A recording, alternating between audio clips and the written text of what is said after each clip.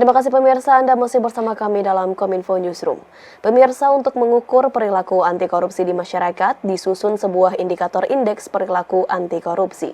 Firly Bahuri mengklaim institusi yang dipimpinnya mengalami peningkatan indeks perilaku anti korupsi di tahun 2022. Komisi Pemberantasan Korupsi kembali menggelar konferensi pers kinerja KPK tahun 2022. Rapat dihadiri oleh pimpinan KPK Firly Bahuri, Alexander Marwata, Nawawi Pomolango, dan Nurul Gufron di Aula Gedung Merah Putih KPK Jakarta.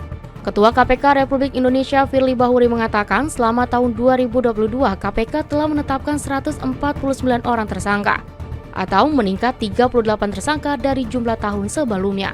Selain itu, KPK juga telah berhasil menyelamatkan keuangan negara dan daerah dengan nilai mencapai 63,9 triliun rupiah. Dengan sejumlah aset yang diselamatkan sebanyak 83.052 unit.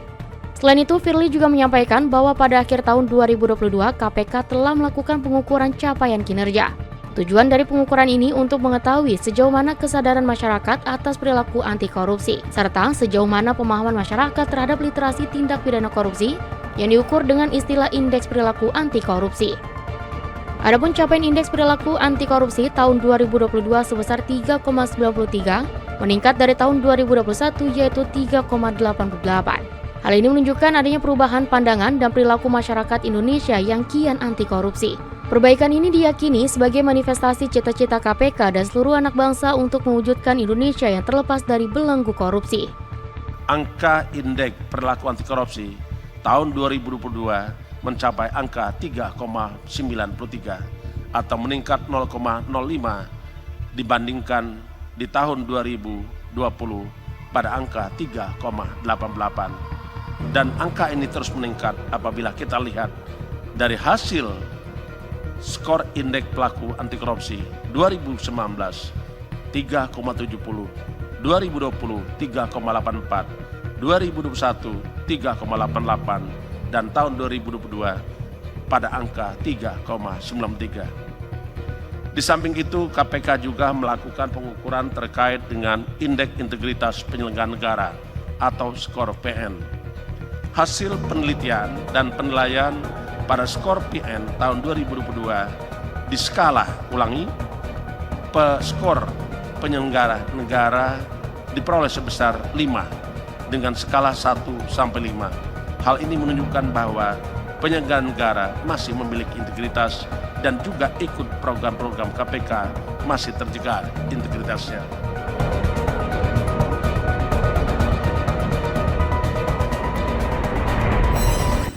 Sementara itu, pemirsa, Badan Narkotika Nasional Republik Indonesia menggelar konferensi pers akhir tahun 2022. Dalam acara tersebut, Petrus Reinhard Golose menyatakan bahwa BNN telah menyita lebih dari 1,9 juta ton sabu-sabu, 1 ton ganja, 200.000 butir ekstasi sepanjang tahun 2022.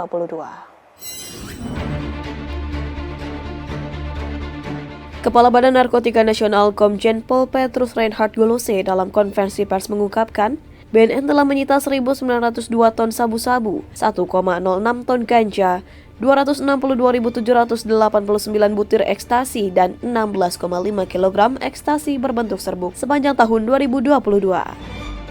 Di samping itu, BNN juga telah memusnahkan 152,8 ton ganja basah di lahan tanaman narkotika jenis ganja, seluas 63,9 hektar. Seluruh barang bukti narkotika tersebut hasil dari pengungkapan 768 kasus tindak pidana narkotika dan prekursor narkotika. Adapun jumlah tersangka dalam 768 kasus tersebut mencapai 1.209 orang. Selain itu, BNN juga mengungkap kasus laboratorium gelap narkotika sebanyak 2 kasus dengan 5 tersangka. Dari seluruh barang bukti narkotika yang telah disita BNN berhasil menyelamatkan 12,2 juta generasi bangsa dari penyalahgunaan narkotika. Upaya pemberantasan jaringan narkotika selalu ditindaklanjuti dengan pengungkapan tindak pidana pencucian uang dengan tujuan memiskinkan para bandar. Sepanjang 2022, BNN RI mengungkap 17 kasus TPPU dengan tersangka sebanyak 20 orang dan total aset senilai 33,8 miliar. Upaya pemberantasan jaringan sindikat narkotika ini merupakan bagian dari strategi Hard Power Approach BNN dalam rangka memerangi narkotika. Selain strategi Hard Power Approach, BNN juga menerapkan strategi lain seperti Soft Power Approach yang meliputi pencegahan dan pemberdayaan masyarakat, serta Smart Power Approach yang meliputi pemanfaatan teknologi informasi dan riset untuk mendukung upaya perang narkotika.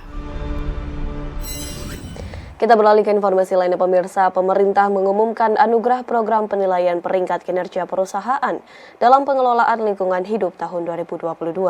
Menteri LHK menekankan bahwa upaya perbaikan kinerja lingkungan ini juga telah berdampak positif terhadap masyarakat.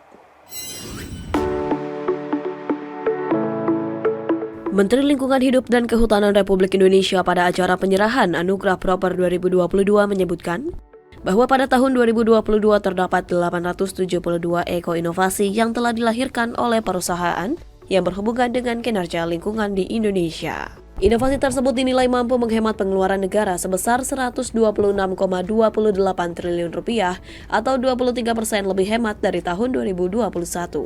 Eko-inovasi merupakan cara yang ditawarkan oleh perusahaan untuk menciptakan produk ramah lingkungan yang bersifat mengurangi dampak pada kerusakan lingkungan.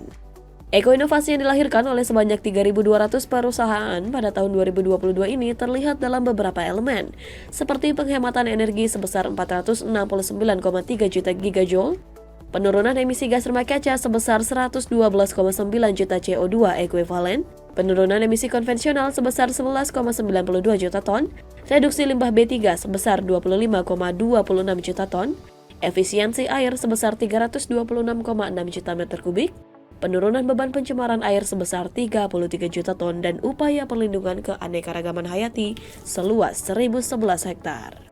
Menteri LHK juga menyebut bahwa upaya perbaikan kinerja lingkungan ini juga telah berdampak positif terhadap masyarakat. Pada tahun 2022 terdapat Rp1,89 triliun dana yang telah digunakan untuk kegiatan pemberdayaan masyarakat, dan angka tersebut juga telah mengalami kenaikan dibanding tahun sebelumnya. Kami laporkan bahwa pada tahun 2022 tercatat sebanyak 872 eko-inovasi telah dilahirkan oleh perusahaan dan dinilai sebagai penghematan yang bisa dinilai dalam rupiah sebesar 126,28 triliun atau 23% lebih hemat dari tahun 2021. Jumlah inovasi yang ada juga meningkat sebesar 25% dari tahun sebelumnya, yaitu 697 inovasi.